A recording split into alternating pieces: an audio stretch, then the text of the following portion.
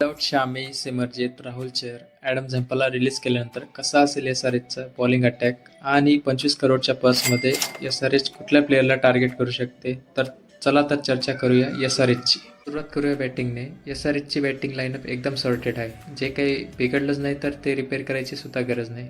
तर ओपनिंगमध्ये येणार अभिषेक शर्मा, त्यानंतर Travis Head, Ishan Kishan, Nitish Reddy, Heinrich Klaasen, नंतर अनिकेत वर्मा जो लास्ट इयरला चांगल्याच फॉर्ममध्ये होता. त्यांची समस्या आहे फिनिशरची. त्यांना एक डाऊन द ऑर्डरला एक फिनिशरची गरज आहे, जो 2, 5, 10 बॉलात आपली छाप सोडू शकेल. मागच्या वर्षी ही भूमिका कमिंडो मेंडिसने केली होती, पण तो आपली छाप सोडू शकला नाही. हे झालं बॅटिंगचं.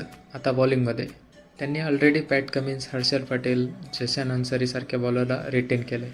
आता त्यांना गरज असणार एक गन बॉलरची, जो नवीन बॉलने विकेट घेईल, आणि एक स्पिनरची सुद्धा गरज असणार आहे, जो त्यांच्याकडे ऑलरेडी ब्रायडन कार्स, ईशान मलिंगासारखे ऑप्शन अवेलेबल आहेत, पण ते एक इंडियन फास्ट बॉलरसाठी सुद्धा जाऊ शकतात ऑप्शनमध्ये.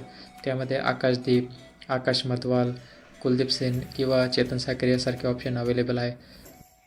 जर त्यांना ओव्हरसीजमध्ये फास्ट बॉलर पाहिजे असतील तर अँड्रिक नोकिया, मतिशा पतिराणासुद्धा अवेलेबल आहे. त्यात लुंगी एंगेडीसुद्धा RCBने रिलीज केला आहे, तर या ऑप्शनचा वापर करू शकतात.